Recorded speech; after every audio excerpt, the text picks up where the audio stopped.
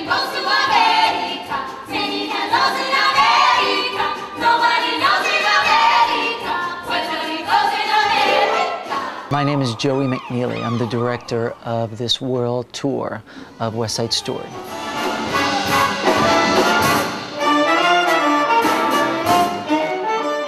The tour has actually been out for many years, since about 2003 when we first started, but it kind of really lifted off after we made it to the 50th anniversary of West Side Story, and we opened at the West End in London, and we were nominated for an Olivier Award for the Best Revival that year, and that's really when the world tour kind of took off to larger cities and more countries. West Side Story was originally on Broadway in 1957, and the film, which most people are quite familiar with, was, I believe, 1962 or 63. Funny thing is, most people have a memory of the movie in their head, so when they come see the original production, they think it's changed. And what people need to understand is the movie changed things from the original production. So when they see a stage version of West Side Story, they get to see all of the musical numbers in their correct order. There's a beautiful ballet that's not in the movie, which is in the original production, which we do. We do all the original choreography, Jerome Robbins' original choreography. Well, it's that classic love story, Romeo and Juliet, basically, you know, but I think it's because it's told in such a modern way, and they added the theme of racism to the story of Romeo and Juliet, that's what makes it communicate to today's societies. Still, 50 years later, we still have conflict between different races, different religions, different ethnic groups of people that are trying to live in the same community, and there's always going to be some sort of fear and misunderstanding and hatred and violence which comes out of that. And I think what's so astonishing is when an audience of today, of 2009, sees West Side Story, it still speaks to them, even though it was done 50 years ago. So I think that's the most amazing part of this masterpiece.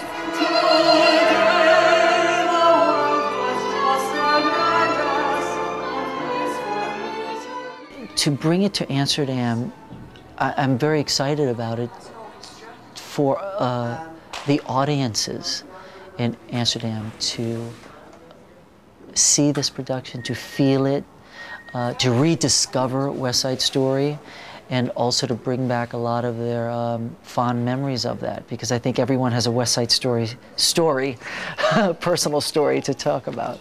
I always say West Side Story changed my life twice.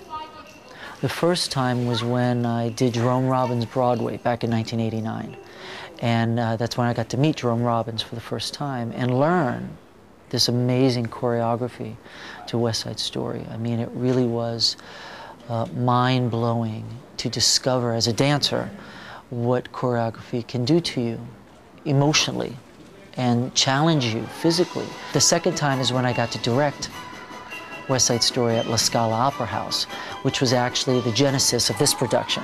You know, I first got a chance to do that in 2000.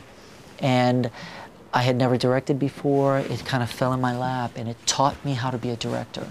And so now, after 9 years, I feel so proud of this production of West Side Story, and it seems that audiences around the world have really embraced it, no matter of the language or the country or the culture. They all seem to respond in the same way, which is a testament to the message of West Side Story, because human behavior doesn't change in any language. We all fall in love.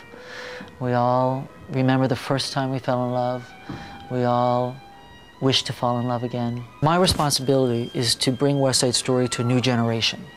I was a new generation back in the 80s. Well, now we have 25 years.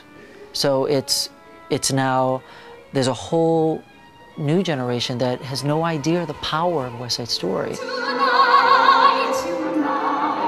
the world is wild and bright.